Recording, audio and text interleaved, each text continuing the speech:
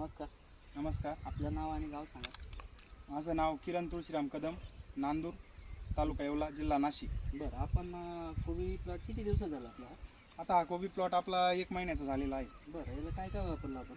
आपण याला सुरुवातीला भूमी चार्जर वापरलं आहे, खालून लिक्विड सोडलेलं आहे. 30 गुंठ्यामध्ये बरं 2 लिटर सोडलेलं आहे. बरं, तर काय रिझल्ट वाटलं मग भूमी चार्जर? तर भूमी चार्जरचा असा रिझल्ट दिसून आला.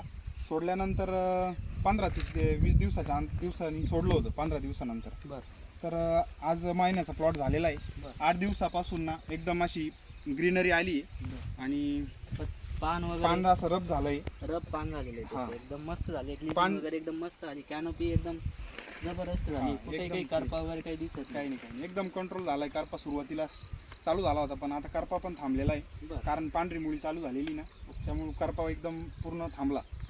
आणि त्यानंतर असे म्हणजे प्लॉटला कलर आला, पूर्ण शायनिंग दिसू राहिला. बंद झाला. हां.